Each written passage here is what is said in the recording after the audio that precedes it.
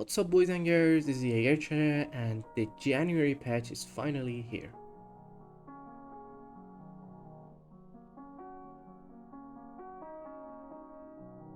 The January patch is finally here, and it's not that big, which was kind of expected because they've mentioned before that the major or big patch is gonna be in spring. When exactly, we do not know yet. Hopefully, they will update us on that, but let's move on this patch. First of all, there are just a couple general changes into the game. The Bosniak, it doesn't have the promotion feature anymore, and also the damage multiplier against shock infantry is also removed, which is necessary. The unit was kind of overperforming both in treaty and supremacy. It was a really solid unit. And then also the giant grenadier is finally nerfed. The range damage, the base range damage is decreased to 36 down from 42, which is really nice. The normal grenadiers have now a negative multiplier against shock infantries, which is something. The Guard of Honor and Legendary Native Warriors, which is from the Brazil Revolution deck, now cost a shipment. In the previous patch, for some reason, they didn't cost a shipment. 2 Bank Wagon from the South Africa Revolution.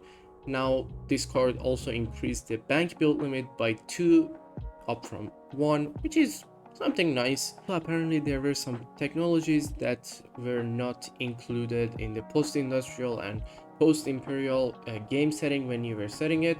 Now they are included inside those triggers. And now we move on. Next we have the Chinese. The T export card is nerfed once again. The export trickle is reduced to 0.35 export per second, down from 0.4. The French, the card that sends basically the new hot air balloon card of French, it no longer sends an advanced hot air balloon. Apparently they were kind of bugged, so as soon as you send that, you get an advanced hot air balloon in the previous patch. Now it doesn't happen anymore. And then the French Revolution now also activate the church card from the French, which is something really nice. So you get those grenadiers anyway from the church with those texts, so you don't have to send the card anymore, which is something really cool. And then the French Revolution itself, the cost is reduced to this amount, which is a really nice buff to it. So they just completely remove the wood cost from it. And then another card from the French Revolution, now cost is reduced to 1000 food from 1500 food. And another card from the French deck, which is the 100 days, is also adjusted. So now it takes 60 seconds to arrive, which was 40 seconds before. And those villagers of the French Revolution, which basically you will get them as soon as you revolt into the French Revolution. Now their initial gather rate for wood is changed to 0.5 wood per second from 0.4 wood per second, which is a really nice buff to it. And also their gather rate is buffed for the gold mines as well, which is up from 0.5 to 0.66. Something nice, but I still doubt we will see these in the treaty games. Maybe I will just give them a couple try to see how they will perform, but we will see about that.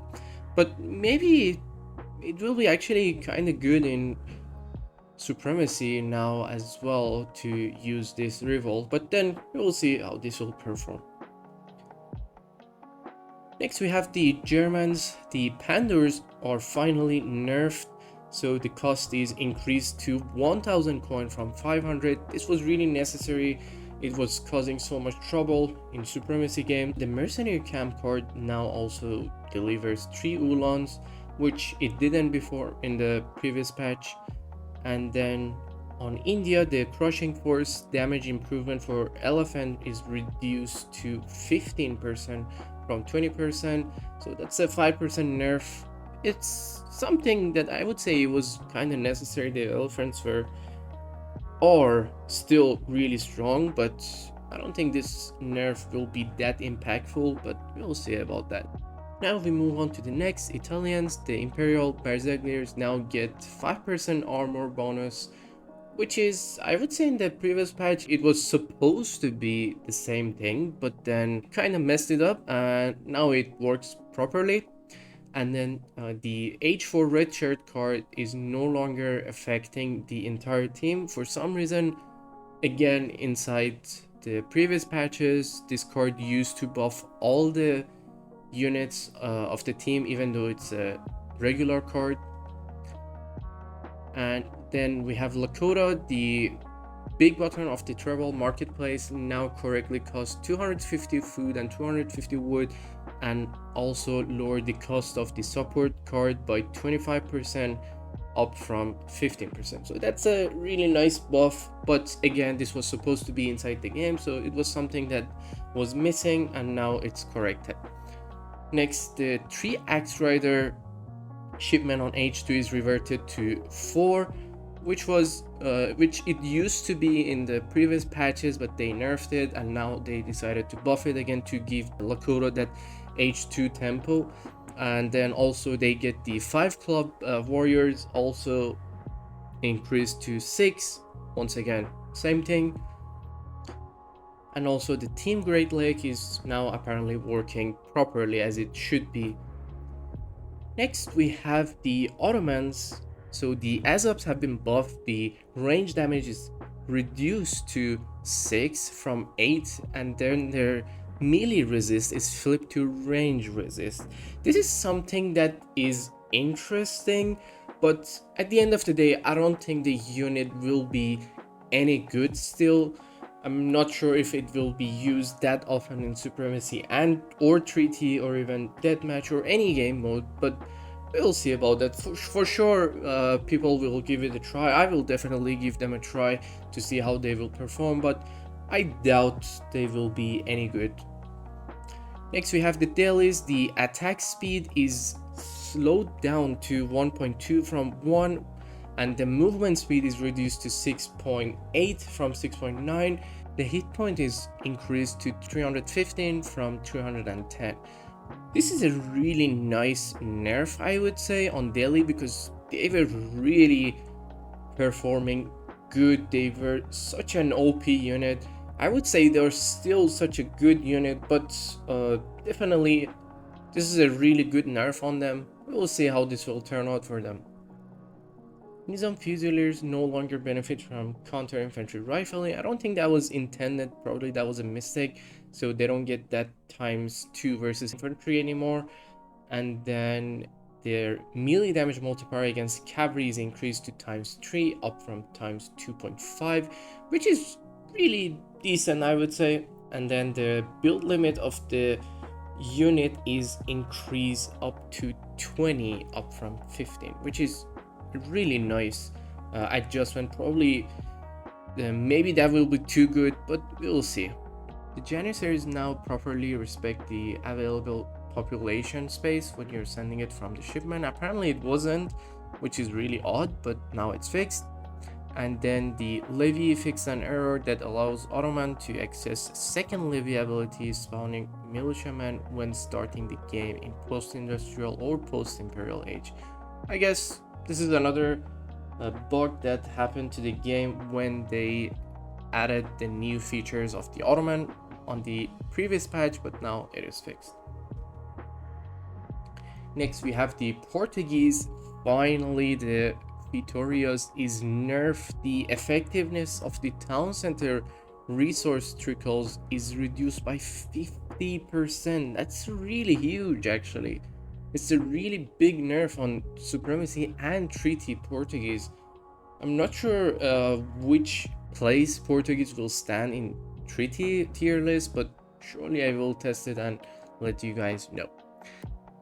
And then we have Russians, the new H3 card, which was added in the previous patch and increased the Strelets, Halberdiers, and Cav Archers melee damage by a fair amount. Now that amount is reduced to 4, down from 10 for the Strelets.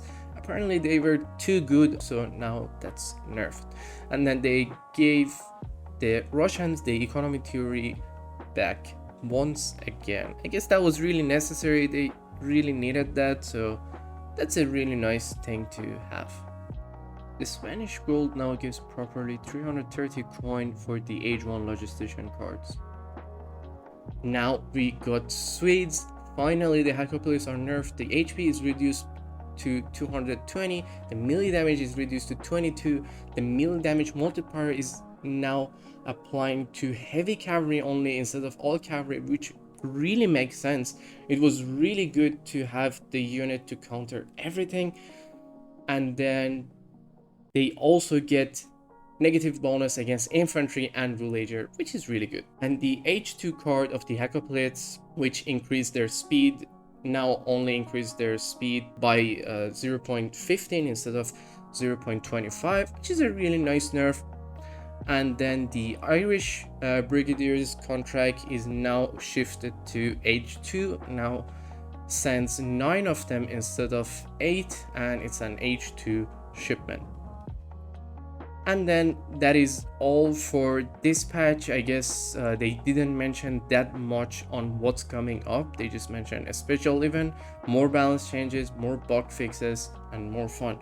I guess we just have to wait and see when they will hint us for the next big patch. Will we get a DLC on the next patch or not? Hopefully we will get, fingers crossed, but surely we will know that the next patch it will be really big. But this patch is also really nice. I would say this was kind of a hot fix rather than a actual patch, but overall it was really nice. So I hope you enjoyed the video. If you did, make sure to smash the like and subscribe, and comment down below if you have any question. Make sure to check out the FFA videos that I've been starting to upload. They're really fun. Make sure to check them out. Other than that, as usual, stay safe, have fun, and goodbye.